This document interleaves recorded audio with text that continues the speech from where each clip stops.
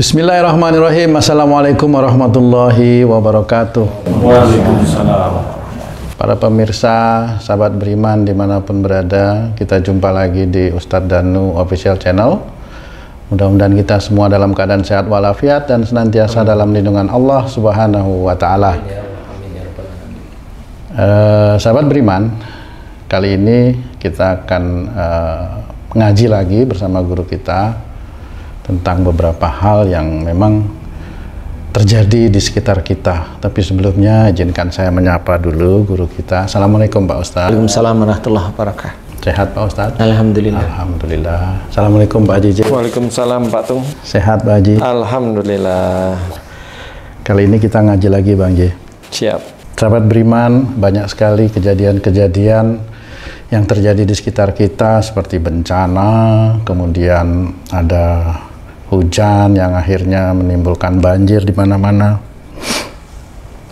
Kejadian-kejadian juga tentang kematian seseorang yang menurut orang itu atau menurut orang tuanya, kalau anaknya yang meninggal tidak diinginkan terjadi seperti itu. Nah Pak Ustadz, apakah semua kejadian-kejadian itu memang sudah tertulis di dalam Lauhul Mahfuz seperti dalam salah satu surat nih? Mohon maaf Pak Ustadz, saya bacakan suratnya Pak Ustadz ya. Ini di dalam surat Al-Hadid, surat nomor 57 ayat 22. Terjemahannya. Saya langsung baca terjemahan aja Pak Ustadz ya. Bismillahirrahmanirrahim.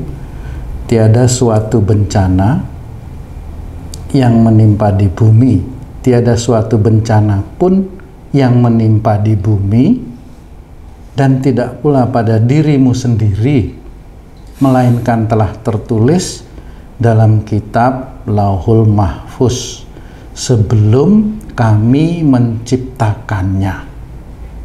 Sesungguhnya yang demikian itu adalah mudah bagi Allah.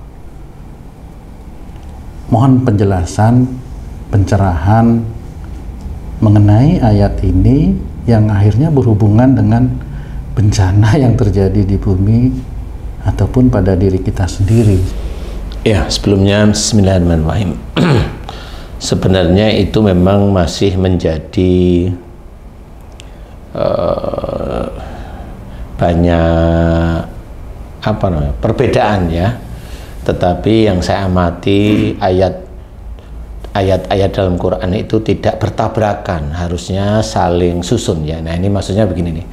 Kalau Allah menceritakan bahwa tidak ada bencana yang terjadi juga terhadap dirimu sendiri itu kecuali sudah tertulis di Lauhul Mahfuz namanya.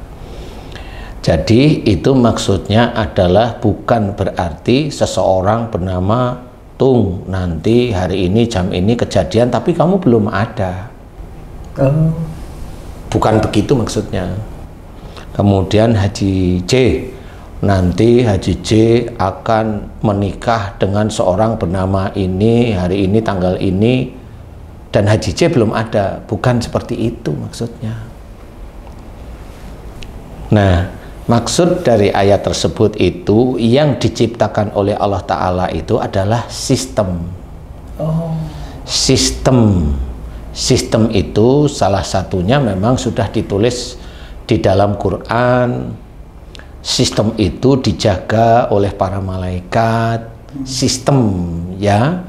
Jadi kalau manusia, kamu tuh pada waktu kamu diberi nyawa oleh Allah Ta'ala dalam kandungan ibumu, nah, disitulah malaikat itu sudah mulai ada raqib dan atid. Itu sudah mulai diadakan. Jadi setelah mulai akil balik, malaikat raqib dan atid ini mulai mencatat amal-amal baikmu atau dosa-dosamu. Apakah, maaf Pak Ustadz ya, apakah pada saat saya di dalam kandungan itu yang setelah dijaga oleh malaikat itu dicatat juga mengenai rezeki saya, umur saya, dan jodoh saya? Itu Pak Ustadz? Itu memang, tetapi bentuknya sistem. Jadi kalau ada seseorang ditulis jodohnya, persoalannya itu kan Kalau umpamanya ditulis jodohnya, umpamanya seseorang laki-laki si fulan sama si fulin ketemu umpamanya. Jadi suami istri. Nah, pada saat suami istri itulah menjadi jodoh. Nah, jangan juga berpikir setelah menjadi jodoh, jodohnya sampai meninggal. Nggak bisa seperti itu. Karena itu ada ujian demi ujian yang harus diselesaikan. Lah, kalau umpamanya dia pisah, kan nggak jodoh. Nah, kemudian setelah pisah, kemudian ada yang mendapatkan pasangan, ada yang tidak mendapatkan pasangan.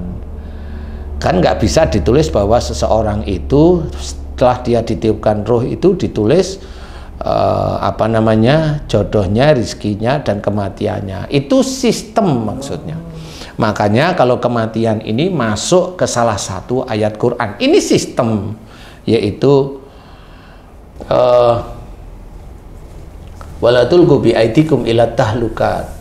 Jadi di sini ceritakan ini sistem kematian. Sistem kematian. Ini ditulis di dalam Quran itu. Artinya, dan janganlah kamu menjerumuskan dirimu dengan perbuatanmu ke dalam kebinasaan. Nah, oleh saudara-saudara kita ini hanya berhubungan dengan rokok. Jadi orang kalau merokok besok mati, pikirnya begitu. Lah, kok kuasa Allah yang begitu besar kok ngurusi orang mati karena rokok? Kan begitu, tidak hanya rokok. Oh, tidak hanya rokok. Enggak. Dia makan di jalan tol, nyebrang ketabrak ya mati walaupun dia makan, kan gitu. Nah, kalau kejadian itu apakah sudah tertulis di Lauhul Mahfuz, Pak Ustadz? Nah, sebenarnya kejadiannya ini begini, kalau yang tadi makan ditabrak itu kan bukan begitu. Itu kan karena keteledoran.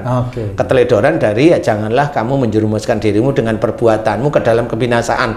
Yaitu, wong makan nggak lihat kiri kanan, nyebrang di jalan tol yang kencang semua. Lah ya mati, gitu loh maksudnya.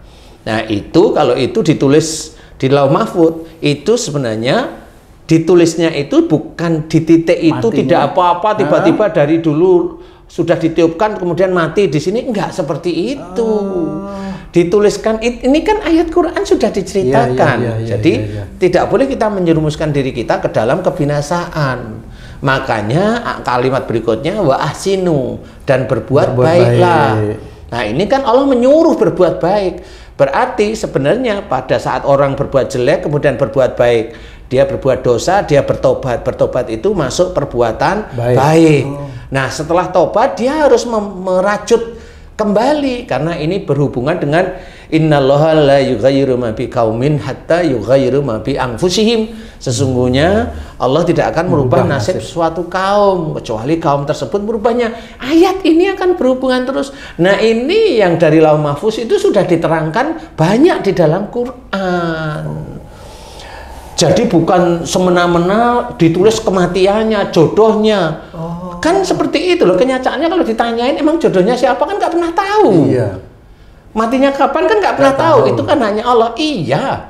Tetapi kalau sekarang coba, kalau kamu marah terus dengan orang tuamu, nak, neng, dek, ini cewek nih, marah, nanti kamu itu belum umur 45 kamu kena kanker. Lah bener kena kanker. Lah itu kan sama, karena apa? Karena dia marah. Nah, awalnya itu menjerumuskan dirimu dengan perbuatanmu ke dalam kebinasaan, itu marahnya sebenarnya.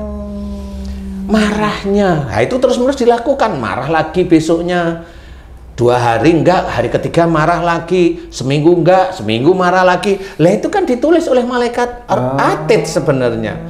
Dan walaupun dia itu sendiri sholat ya nulis malaikat Raqib, ngaji ya nulis malaikat Raqib. Tapi yang malaikat Atid mencatat terus-menerus ini juga jangan dibiarkan kalau bisa.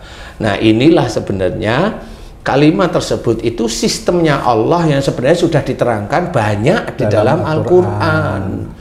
Bagaimana ceritanya? Nah, itu kok takdirnya gimana itu diceritakan, takdirnya cacat atau tidak cacat lahirnya itu kan nggak pernah dibahas. Iya, betul. Nah, kan begitu, padahal cacat dan tidak cacatnya juga tergantung orang tuanya.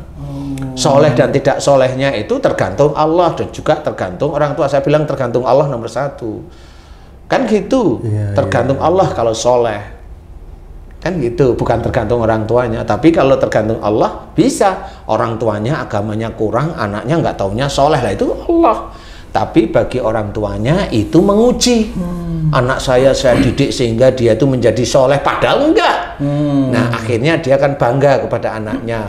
Nah, kalau bangga terus-menerus itu namanya fasik. Dia lupa kepada Allah. Akhirnya masuk ke dalam sistem Allah yang Akhirnya lain. masuk ke dalam sistem Allah yang lain dari fasik itu. Jadi ini bukan mencatat orang per orang, tapi sistem untuk semua Iya. penciptaan Allah di bumi. seperti Semua, sebenarnya semua. Dan itu termasuk orang per orang akan tercatat dengan rapi. Karena ada malaikat raqib dan atid yang mencatat. Ya itu, jadi pada saat umpamanya seseorang, saya mau minum, ini sudah dicatat di Lauhul Mahfuz. Enggak, kalau lagi mau enggak. Tapi pada saat minum, ini dicatat. Iya. Apa yang diminum, racun, ya matilah dia, kan gitu. Apa yang diminum, dia minum air 1 galon sekali teguk, ya kencing-kencing, ya pelempoken, ya mutah, lah kan gitu hasilnya. Iya, Jadi betul, bukan mau minum, karena baru mau, dia bisa nggak jadi Kan seperti itu. Jangan, bukan maunya sebenarnya. Pada saat dia melakukan, itulah yang tercatat.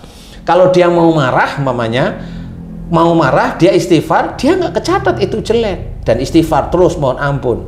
Tapi kalau dia marah, itu kecatat. Dia pengen berhutang, belum kecatat. Tapi pada saat dia berhutang, itu tercatat. Kalau dia berhutangnya karena ingin menolong ibunya, itu masih ada nilai kebaikan. Tapi kalau dia berhutang ingin menjadi kaya, itu yang dicatat menuju tidak baiknya besok. Kan banyak ini sebenarnya. Nah, inilah yang sebenarnya tercatat di Lauhul Mahfuz. Jadi bencana pun itu akan tercatat. Kalau bencana itu rombongan, ya itu tadi, personal per personal itu membawa dirinya masing-masing. Sehingga itu dapat bencana. Kalau umpamanya dulu zamannya Nabi Lut, kaumnya Nabi Lut, lah itu kan mereka kaumnya itu hobinya kan sodomi, gay dan sebagainya. Lah itu kan akhirnya dijadikan bencana. Kan seperti itu. Nah, sama seperti manusia zaman sekarang. Sama. Jadi kalau personalnya dia melakukan sesuatu dan hampir-hampir mirip, Allah nanti melakukan suatu bencana yang mirip seperti mereka lakukan semuanya. Kalau sudah dilihat oleh Allah Ta'ala, ya ini kayaknya nggak manfaat, ini bisa menguji saudaranya, ini bisa menguji istrinya, ini bisa menguji anaknya. Itu kan terserah Allah, itu yang punya hak untuk mau ngambil nyawa seseorang, itu hanya Allah Ta'ala. Jadi nggak bisa kita baru mau minum itu ditulis, nggak bisa. Iya, kalau dipikir-pikir jadi satu kesombongan seperti itu ya Pak. Ya sebenarnya kok kalau orangnya ya siapa orangnya kan kita harus melihat. Kalau orangnya nggak tahu agama ya nggak apa-apa. Tapi kalau orangnya tahu agama ya berarti dia tidak tahu di posisi itu. Nah disinilah sebenarnya harus diketahui. Jadi Lauhul Mahfuz itu sendiri adalah istilahnya catatan langit ceritanya. Tapi itu sudah diturunkan oleh Allah Ta'ala dalam Quran. Contoh, umpamanya. Jadi jangan sampai berpikiran akhirnya Allah itu dolim dengan Lauhul Mahfuz itu tersebut. Loh, dolim gimana? Contoh, aku mau minum sudah ditulis. Kan gitu? Iya. Aku mau nyuri, ditulis nggak? Nah, kalau mau minum ditulis, berarti mau nyuri juga ditulis harusnya. Kan begitu? Berarti tak salah orang yang nyuri, kan kira-kira gitu, karena udah ditulis gitu Pak Ustadz. Gimana sebetulnya? Iya benar. Berarti nggak salah orang yang mencuri kan gitu, karena sudah ditulis. Kalau saya nggak sholat, karena ditulis nggak sholat, padahal saya belum sholat. Nah, itu kan salah akhirnya. Makanya yang ditulis itu adalah apa yang dia lakukan. Akibatnya seperti itu ya Pak Ustadz. Apa yang dia lakukan dulu. Akibatnya itu nanti urusan Allah. Tapi apa yang dia lakukan?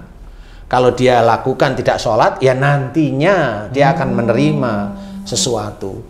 Yang dia lakukan mencuri, ya nantinya dia ketangkep polisi. Kalau dia itu seminggu itu makan durian, ya nantinya mencret terus gitu loh. Lah itu kan seperti itu, apa yang dia lakukan itu yang baru ditulis. Karena kalau dia baru mau minum aja sudah ditulis.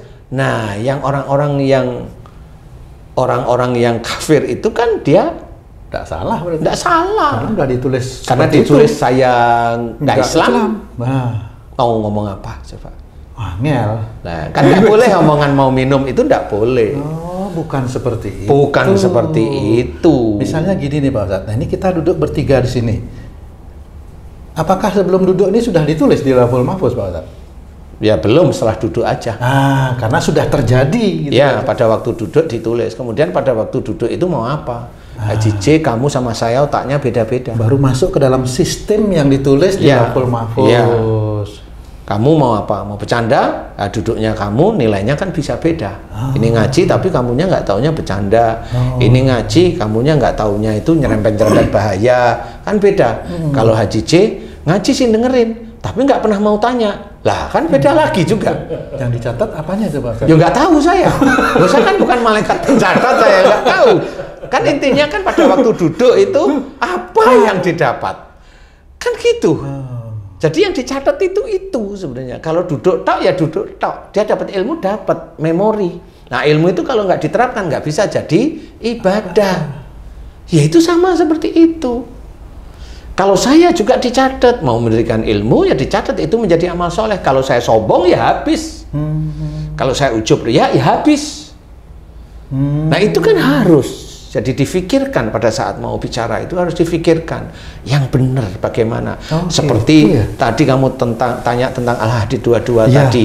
Itu juga harus diterangkan jelas. Di Quran itu sudah dijelaskan. Kan gitu. Jangan suuzon. Suuzon itu otak. Lah kalau orang suuzon memang tidak ditulis di dalam Quran bahwa orang suuzon nanti pusing. Memang nggak ditulis. Tetapi kenyataannya kalau saya meneliti sejak dulu, orang yang sering suuzon itu memang pusing. Memang nggak boleh. Bagaimana membuktikan kita itu latak tepwalakal janah, jangan marah bagimu surga? Buktiin coba. Kan nggak bisa. Itu hanya menjadi hanya menjadi cerita. Jangan marah bagimu surganya gitu. Padahal kenyataannya yang ngomong jangan marah bagimu surga ya marah dia. Karena emang nggak ngerti esensi marah itu di mana. Kenapa kok bisa kalau marah itu nggak masuk surga? Karena kalau nggak marah itu kan masuk surga. Kalau marah ya balikannya surga ya neraka. Terangin kenapa kok bisa seperti itu. Nah itu kan ada banyak cara. Kenapa? Salah satunya Allah menceritakan maafkan mereka, fa'fu anhum, doakan kesalahan dosa-dosa mereka, wastaghfir lahum. Itu Allah menceritakan seperti itu, berarti kita disuruh kalau ada persoalan itu memaafkan. Bukan memaki-maki, marah dan sebagainya. Kalau bisa malah mendoakan, bukan menghujat, bukan. Nah inilah yang harus kita ketahui, bahwa musibah itu tetap akan muncul setelah seorang itu melakukan rentetan peristiwa yang menurut Allah salah dan dosa. Maaf Pak Ustadz. Itu termasuk, nah ini termasuk nggak usah cuma musibah aja, termasuk orang yang ditulis oleh Allah Ta'ala mendapatkan nikmat. Kalau orang yang tadi berduka itu tidak boleh juga berduka terlalu kuat karena ini sudah terjadi, dia harus paham dari mana musibah ini muncul. Kembali kepada Quran, wa ma asabakum min musibatin fa bima kasabat aydikum. Nah, disinilah harus diterangkan apa saja musibah yang kamu terima tadi itu disebabkan buah tanganmu sendiri. Musibahmu apa? Umpamanya mobil yang saya tumpangin itu ditabrak kawan-kawan saya meninggal, saya yang lecet-lecet. Ya disyukurilah kawan-kawanmu yang meninggal. Lah itu sudah dia berjalan takdirnya masing-masing. Nggak taunya kawannya yang meninggal itu memang kalau dikasih nasihat sama orang tuanya nggak mau tahu, nggak mau dengerin, melawan. Lah kan ya nggak tahu kita. Taunya meninggal aja, tapi takdir itu bukan Allah dolim. Itu tetap dia yang mengusahakan sendiri. Termasuk nanti seseorang diberi nikmat oleh Allah Ta'ala. Dan jangan kamu bersuka cita dengan nikmat yang dititipkan oleh Allah Ta'ala. Bahwa nikmat ini datangnya dari Allah. Harus kamu jaga. Hidupi keluargamu. Sedekahkan sebagian. Zakat mal, zakat fitrah, kerjakan. Seperti itu. Kemudian jangan kamu itu ujub, riak, dan sombong tentang rizki yang dititipkan oleh Allah Ta'ala kepada kamu yang lebih daripada yang lainnya. Kan gitu sebenarnya. Kalau dia mencoba jaga beneran, insya Allah ya itu akan benar-benar ditingkatkan oleh Allah Ta'ala. Insya Allah. Wallahu a'lam. Ustaz, saya nanya nih tentang mencatat malaikat raqib dan atid serta takdir nih. Dari kecil saya sudah kasih apa ya, pelajaran. Kalau niat baik tapi belum dilaksanakan tetap dapat catatan baik katanya. Apalagi kalau sudah dilaksanakan atau dikerjakan, 2 dapatnya. Begitupun kalau niat jahat, kalau baru niat belum dicatat katanya. Tapi kalau udah dilakukan baru dapat dosa. Apakah seperti itu? Betul, hadisnya seperti itu, insya Allah. Jadi cuma bedanya kalau punya niat baik itu bukan mau membodohi malaikat. Saya mau sholat subuh tapi nggak subuh. Nanti waktunya luhur, saya mau sholat duhur nggak duhur. Lah itu kok cuma itu mungkin dapat penalti malah. Nah kan paham toh sekarang. Di situ namanya membodohi. Para malaikat dan Allah itu tahu hati kita. Sebenarnya kita mau membodohi apa enggak. Itu betul kalau mau sedekah, itu betul keinginan mau sedekah. Tapi pada saat mau diberikan, sesuatu terjadi sehingga nggak jadi. Nah itu yang tercatat. Tapi pada saat dia nanti ada kesempatan, dia sedekah. Itu juga tercatat lagi. Sebenarnya mirip seperti itu. Apakah niat yang tadi maksudnya Bang J itu harus diucapkan atau cukup di dalam hati, Bang? Ya, niat itu kan ya boleh dalam hati, boleh diucapkan, silakan. Kalau diucapkan hati-hati. Kalau di depan orang lain itu namanya ujub, riya. Kalau di dalam hati ya itu cukup kita dengan Allah aja. Kalau mengucapkan, nah itu sama. Saya mau datengin yatim piatu untuk nanti saya kasih apa ya, itu kan sama. Itu kan ujub riya sebenarnya. Kan seperti itu. Jadi memang harus hati-hati. Jadi pada saat kita itu mau betul-betul karena Allah melakukan suatu perbuatan baik atau hanya mau ngibulin Allah. Nah itu yang harus hati-hati. Sama. Jadi istilahnya umpamanya yang seseorang mau marah tapi dia tahu marahnya ini tidak boleh, dia tahu dasar dalilnya dari Quran sudah tidak boleh, hadisnya juga tidak boleh, berarti dia berusaha untuk meredam amarahnya dengan istighfar. Nah walaupun dia diem, orang lain nggak tahu, itu sudah menjadi pahala dia untuk berperang melawan marahnya. Yang kata Rasul itu perang melawan hawa nafsu itu lebih besar daripada perang Badar. Itu dia berperang sendiri sampai hatinya tenang. Baru setelah tenang jangan berhenti, pujilah Allah karena menjadikan hati kita tenang itu Allah.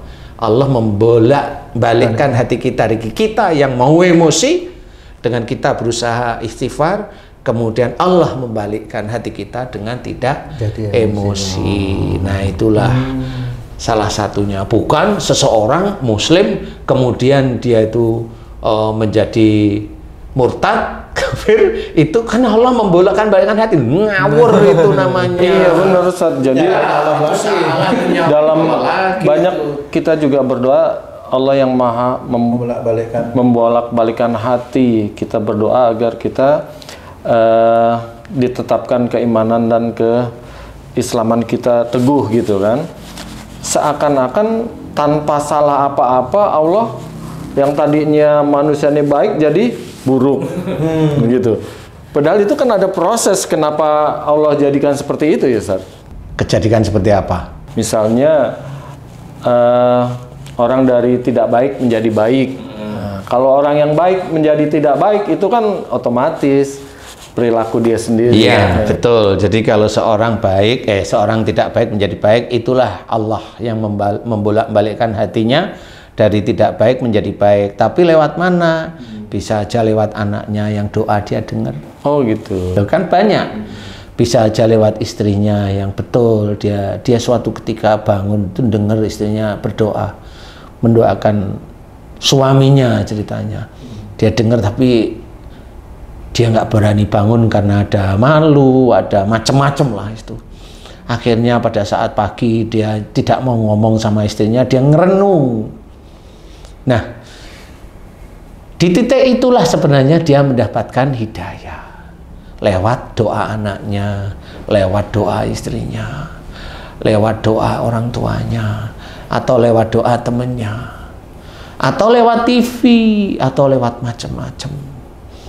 Yang di situ, nah di titik itulah sebenarnya dia punya khans untuk membalikkan hatinya. Dulunya itu dia itu tidak dekat dengan Allah, menjadi dekat kepada Allah Ta'ala, kan seperti itu. Jadi itu Allah yang membolak-balikkan hati. Kemudian kalau dia itu yang dulunya muslim menjadi non-muslim atau kafir, ya jangan salahkan Allah, itu kerjaan dia sendiri.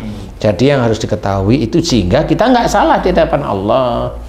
Tidak salah bahwa memang seperti itu manusianya sendiri, karena dia anggap agama itu seperti mandi. Dia hari ini mandi air panas, dia besok mandi air dingin, dia besok pakai sabun ini, dia besok pakai ini. Itu dikira mandi, dikira kayak salon. Kalau momennya nggak cocok salon ini, pergi ke salon yang lain. Agama seperti itu, sesukanya dia. Lah, kalau sesukanya dia itu ya berarti dia itu ya dengan kondisi seperti itu dia sama seperti dia Tuhan. Dia nggak punya Allah istilahnya, dia merasa dirinya Tuhan. Jadi semaunya saya maunya begini. Makanya ada orang, mamanya dulunya dia orang Muslim, dia sering bikin yayasan amal ini itu. Kemudian pada saat tertentu dia kekurangan uang karena dia sering menyumbang. Lah pada saat kekurangan uang itu sebenarnya ujian dari Allah Ta'ala. Kuat nggak dia? No, nggak taunya pada saat dia kekurangan uang, dia minta kepada Allah Ta'ala, memang nggak diberi. Akhirnya dia menjadi murtad. Kalau saya nggak saya urusin, tapi ini ada pelajaran. Kenapa dia nggak diberi oleh Allah Ta'ala dan kenapa dia akhirnya murtad dan itu nggak diurusi oleh Allah Ta'ala. Kalau saya mikirnya gampang. Lah dulunya dia tuh nyumbang ini, nyumbang itu isinya ujub, riak, dan sombong. Makanya pada saat dia ujub, riak, dan sombong, merasa hartanya banyak, lupa bahwa yang ngasih harta itu Allah. Ya itu titiknya. Habis itu tuh hartanya memang disedikitkan oleh Allah Ta'ala. Kemudian dia minta nggak dikasih, emang nggak dikasih. Lalu dikasih sama Allah Ta'ala, tidak bersyukur kepada Allah Ta'ala, merasa harta itu dia yang ngusahain, ya akhirnya normal, Allah nggak ngasih. Nah kan akhirnya dia kafir. Kalau saya mah nggak saya urus, tapi ini ada ilmu, makanya bersyukurlah atas nikmat-nikmat Allah. Nggak cuma hanya dikasih harta, nggak cuma hanya dikasih anak, nggak cuma hanya dikasih istri atau suami. Harus kita sadari bahwa karunia Allah Ta'ala yang tidak pernah berhenti dari mulai kita ada dalam kandungan sampai sekarang itu apa? Satu aja karunia, yaitu jantung. Itu nggak pernah berhenti. Paru-paru kita nggak pernah berhenti. Dan kita sudah bisa jalan, kita jalan. Wong dalam kondisi tidur tidak sadar aja, kita itu masih dalam tidur itu mencari posisi yang paling enak. Gimana? Coba, mana bisa tidur diem gini? Nggak bisa. Pasti cari gitu. Itu yang gerakin siapa itu Pak Ustadz ya? Ya yang gerakin ya fisik, tetapi di tengah-tengah sadar dan tidak. Karena kan nggak nyaman memang kalau begitu terus. Jadi ya itu aja masih diizinkan oleh Allah Ta'ala bergerak menuju ke arah nyaman. Itu kok nggak pernah disyukuri. Kan gitu. Nah disitulah sebenarnya akhirnya Allah memberikan musibah bagi orang yang diizinkan oleh Allah Ta'ala.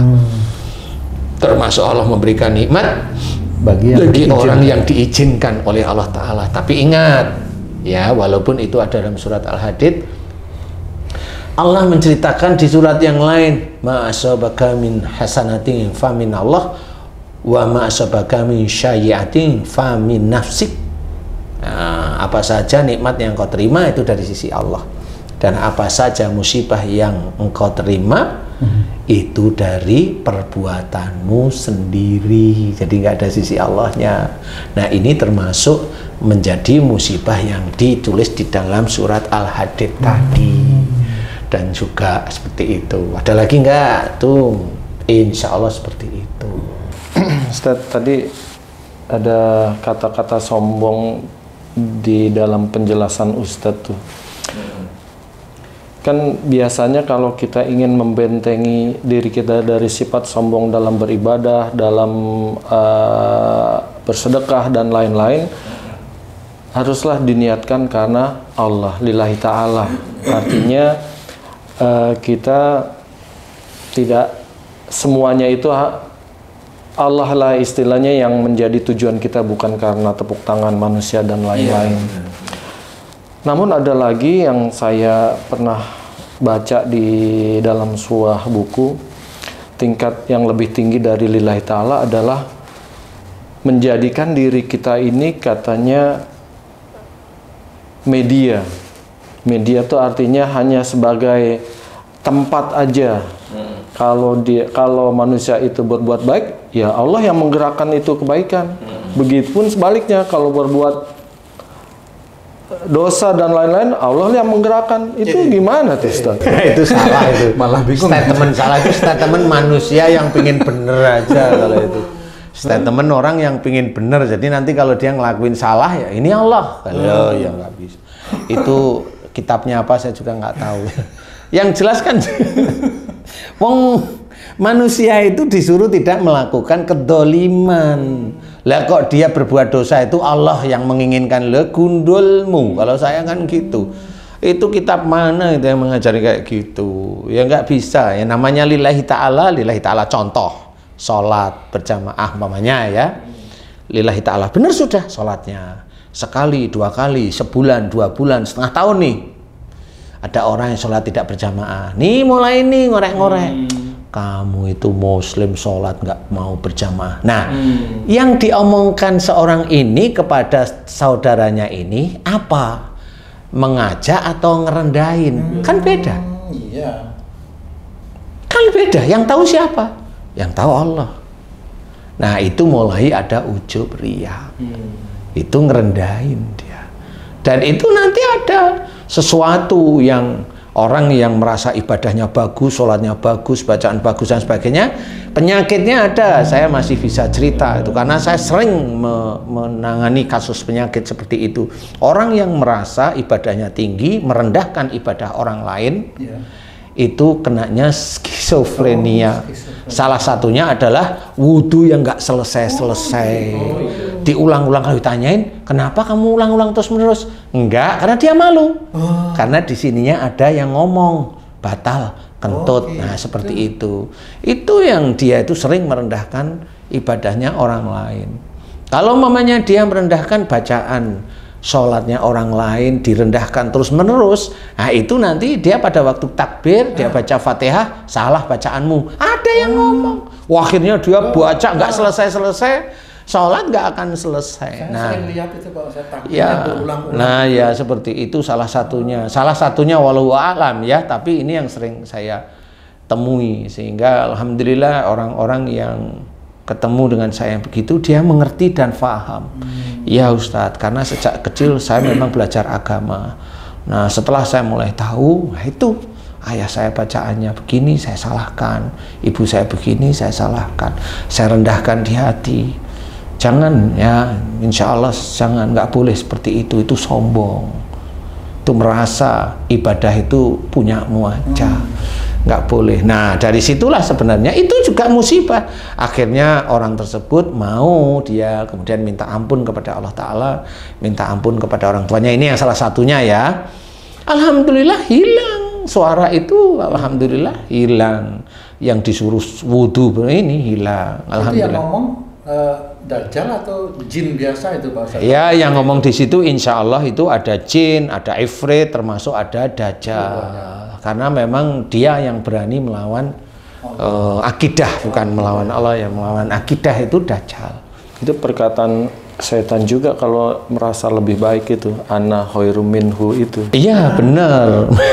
Jadi kalau setan itu tidak bisa menggoda seorang melakukan kejahatan, dia menggoda merasa dia lebih pintar, merasa dia lebih benar, merasa dia lebih baik, merasa ibadahnya lebih tinggi dan itu ya setan sama. Makanya jangan, udah biasa aja kita, karena yang menilai ini ada nih, ada Atid di kiri kita, ada Rokib. Mau kemana nih kita iman kepada malaikat, kita tahu ini ada Rokib, ada Atid. Mau apa kita ngomong, mau ngomong apa nih kita nih, mau ngomong apa sebenarnya? Ada Rokib, ada Atid, mau ngomong apa kalau saya tanya, coba mau ngomong apa coba, di jalan ketemu cewek umpamanya rambutnya kuning merah pakai ini mau ngomong apa, ada Rokib, ada Atid. Kalau enggak, kalau lupa ada Atid, lah itu lupa ada Atid. Kalau ada Atid inget, astagfirullahaladzim. Nah itu namanya kan tahu, sehingga kita dalam sehari-hari itulah yang namanya ingat kepada Allah. Jadi itu apapun bentuknya, mau ngejek nggak bisa. Wong namanya kepandaian, yang paling pandai itu Allah, yang paling pintar Allah, yang paling benar Allah. Kita itu hanya dititipin sedikit dari ilmu Allah Ta'ala. Sebenarnya sedikit, hafal ya sedikit, tapi sudah merasa kita itu kayak orang hebat. Lah kan salah. Kita ada di taklim, merasa orang di taklim itu di bawah kita, iya salah. Yang tahu yang gimana? Lah dari kalimatnya aja udah kelihatan dia merasa lebih dari orang-orang yang datang pada taklimnya umpamanya. Lah itu ketahuan. Apalagi malaikat Atid ya tahu sekali. Woi hatinya dia begini, ya ditulis lah. Ngomong terus ya ditulis terus. Makanya kalau bicara hati-hati. Itu namanya wadhkurullaha katsiran la'allakum tuflihun. Banyak-banyaklah mengingat Allah agar kamu beruntung. Nah, mengingat Allah tidak hanya cuma zikrullah saja, tetapi apa yang kita kerjakan dari mulai bicara, kita ingat Allah, bicara yang baik, bicara itu yang mendidik. Kemudian apa tujuan kita kemana? Agar orang itu faham, agar orang itu kuat imannya, agar orang itu tauhidnya itu lurus, agar kalau itu diamalkan menjadi amal soleh beneran. Nah seperti itu.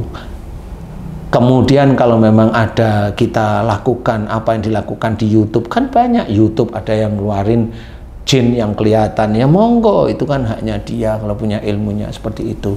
Ada yang di YouTube itu pamer kekayaannya, ada yang di YouTube itu pamer keluarganya, pengantin baru punya anak satu, pamer kemesraan, akhirnya berantem. Lah ya seperti itu. Kalau momennya kita di YouTube ingin meluruskan apa namanya yang teman-teman atau kita sendiri masih salah, ya itu menjadi ilmu. Dan kalau memang itu kita kerjakan setiap hari dan ingat kepada Allah Ta'ala, insya Allah itu akan menjadi amal soleh. Seperti itu insya Allah. Pak Ustadz, saya mau tanya lanjutan dari ayat yang tadi. Ya Pak Ustadz, masih satu ayat lagi dalam surat Al-Hadid, surat ke-57 ayat yang ke-23. Artinya, bismillahirrahmanirrahim, kami jelaskan yang demikian itu, maksudnya yang tadi Pak Ustadz, yang ayat 22, supaya kamu jangan berduka cita terhadap apa yang luput dari kamu, dan supaya kamu jangan terlalu gembira terhadap apa yang diberikannya kepadamu. Dan Allah tidak menyukai setiap orang yang sombong lagi membanggakan diri. Jadi memang betul. Tadi sempat saya ceritakan, kalau ada seseorang di mobil tabrakan, dia hanya lecet sedikit. Nah itu dia seperti berduka cita temannya meninggal. Padahal temannya itu udah disusun. Cara meninggalnya seperti itu. Jadi nggak perlu terlalu berduka cita, tapi boleh. Tapi jangan maksudnya, waduh sedih sekali ini. Meratapi ya, seperti itu. Meratapi, nggak berhari-hari, berminggu-minggu, sehingga nggak bisa hilang. Ya memang benar. Makanya di situ itu sudah haknya Allah Ta'ala, termasuk orang yang luput tadi itu. Makanya di situ jangan merasa terlalu berduka cita. Di situ sudah ada takdir Allah. Jadi cukuplah, sedih boleh, tetapi jangan berlarut-larut. Nah, kemudian tadi saya juga sempat, jangan pula bersukacita dengan pemberian Allah. Gembira maksudnya? Iya, gembira dengan pemberian Allah, maksudnya itu gembira dengan rizki maksud saya ya. Iya. Saya belum cerita itu pemberian Allah, karena orang-orang tertentu dia mendapatkan rizki, mendapatkan harta itu menurut dia ya dari dia kerja. Kalau kamu umpamanya dulu di kontraktor ya kamu seneng kalau dapat bonus. Menganggap itu dari kemampuan diri sendiri. Menganggap itu dari kemampuanmu. Tapi kalau umpamanya dirunut lagi umpamanya ya Tung ya, lah itu bonus itu dari mana? Nah itu pelan-pelan aja kita bisa berpikir, bonus itu dari mana? Akhirnya kamu akan berpikir, bonus itu dari sesuatu yang dikorek, sesuatu yang dikurang-kurangi dan dikumpulkan, dan sesuatu itu dibagi antara orang lapangan sama orang atasan, kan seperti itu. Nah kalau itu jangan bersukacita. Lah kenapa? Kamu bersukacita padahal itu kan salah. Itu kan korupsi, kamu kan nyuri di situ. Kok bersukacita? Tahunya baru sekarang gimana Pak Ustadz? Ya nggak apa-apa, ya tobatlah pada Allah. Amin, insya Allah. Ya toh? Nah, tapi juga sama, jangan merasa apa yang diberikan walaupun harta itu halal, jangan juga bersukacita bahwa itu dari apa yang kamu kerjakan. Karena itu karena Allah ingin memberikan aja. Loh, saya kan kerja keras, banyak yang kerja keras itu juga hartanya nggak kayak kamu, harus dipahami. Tapi kalau wah aku nggak mau tahu omonganmu omongan apa itu, nah, orang ini memang dia tidak paham tentang Allah. Itu masuk kepada situ. Disitulah masuk orang-orang yang sombong. Lagi membanggakan diri.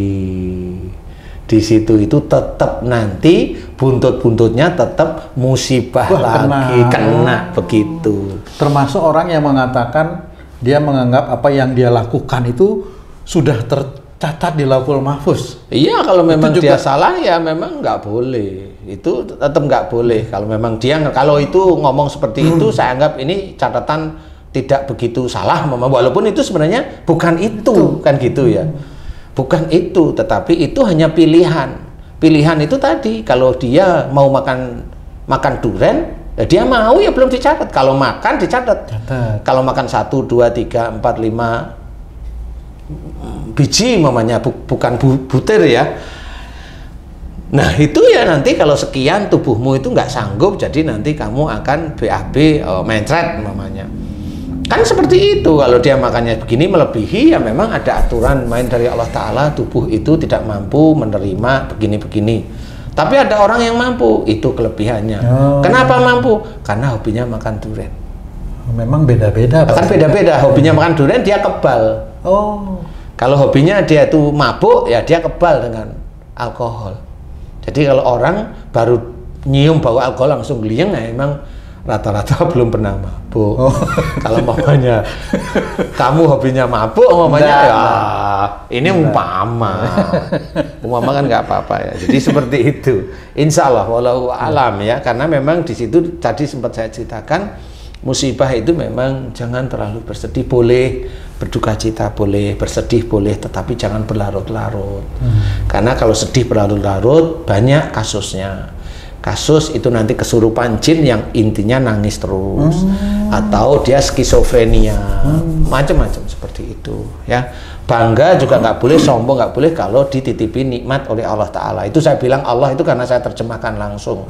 Kalau orang-orang kan nggak bisa. Jadi kalau orang apa namanya, dia tuh bisa beli Fortuner mamanya, atau bisa beli CRV mamanya, itu bilang ini hasilnya anak soleha, itu sombong itu namanya. Yang bilang soleh siapa? Kalau kepengen punya boleh Pak Ustadz? Boleh kalau kepengen. Supaya punya? Saya nggak perlu jawab.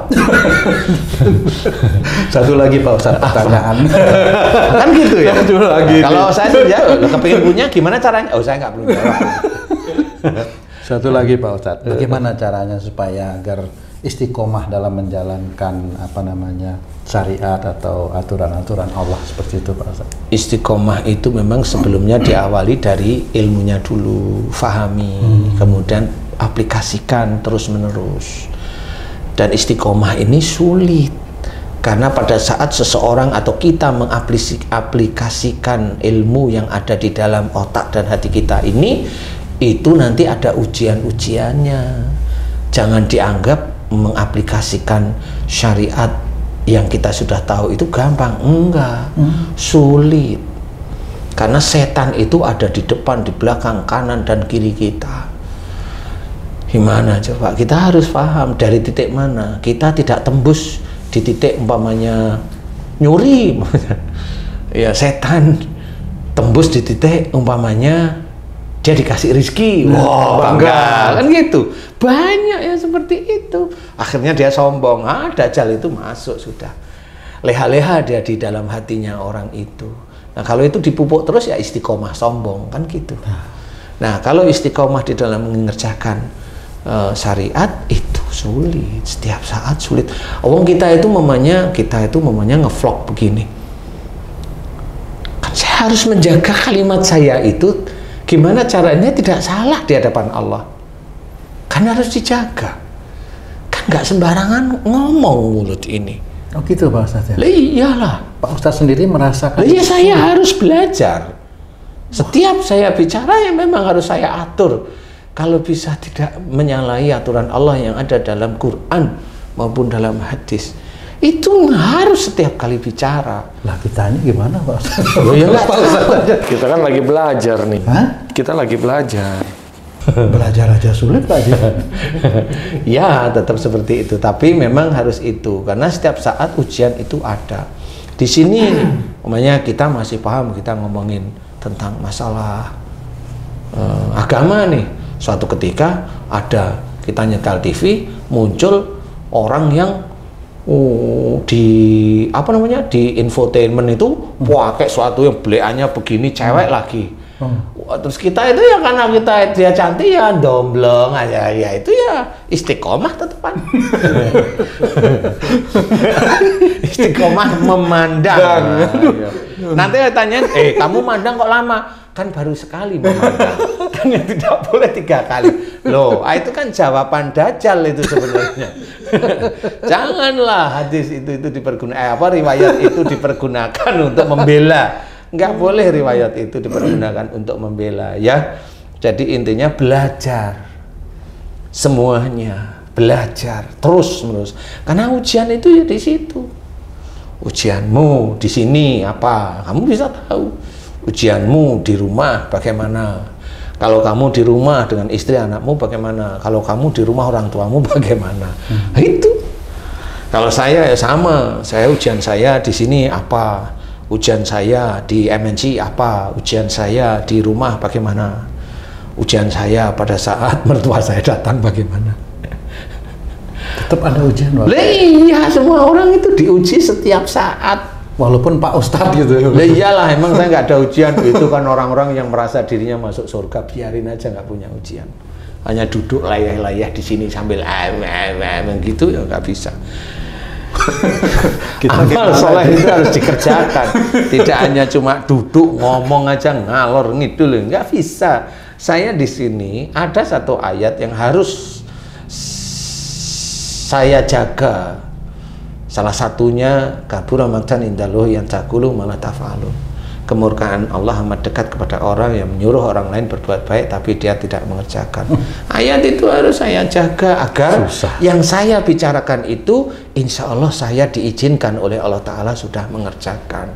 Sehingga mudah-mudahan apa yang saya bilang, apa yang saya bicarakan itu tidak dicatat dosa dan kemarahan Allah. Nah, kan seperti itu. Jadi ada tetap. Bukan untuk nyenengin gitu. Nyenengin. Kan gitu Pak. Ya ada orang-orang yang nyenengin ya ada. Kali nyenengin nggak cuma lewat kalimat ya, lewat memberi uang pulsa. Ya dikit-dikit mati husnul khotimah. Kan jadi berat juga. Ya, bukan berat. Itu kan sebenarnya ilmunya dia tidak bisa diterapkan gitu. Jadi nggak berat. Padahal dia pintar. Iya, ilmunya nggak bisa diterapkan. Karena ada yang dia cari apa? Umat biar seneng sama dia. Lo kan nggak bisa seperti itu. Berkatalah benar walaupun tidak mengenakan. Itu seperti itu. Iya kan? Iya, betul. Jadi intinya tetap harus kita katakan benar walaupun tidak mengenakan. Itu ada orang yang mencaci kita, tapi kita nggak marah karena yang saya katakan itu insya Allah benar menurut syariat.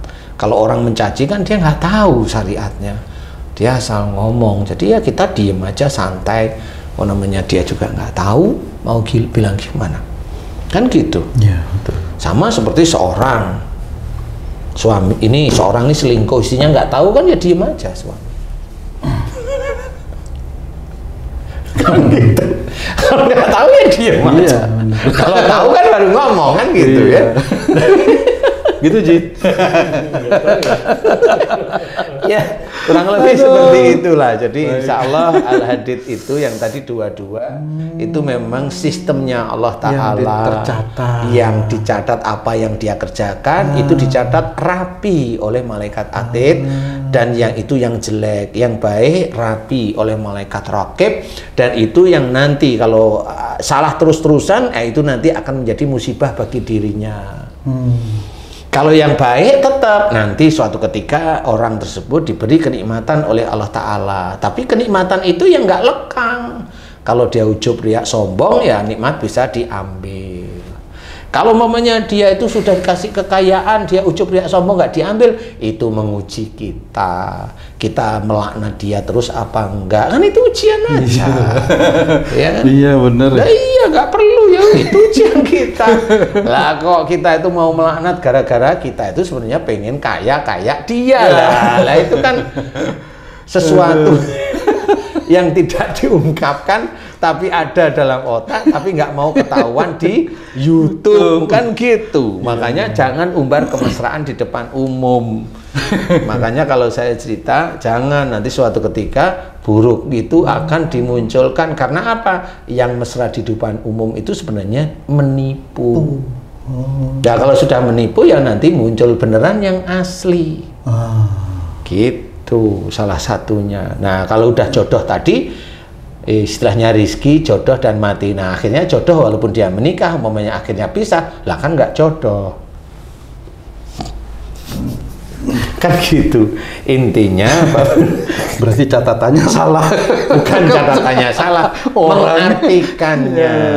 Jadi kalau dia itu memang berani sama umpamanya seorang wanita, dia berani sama orang tuanya. Biasanya kalau berani melawan sama orang tua, biasanya satu, dia jauh dari laki-laki.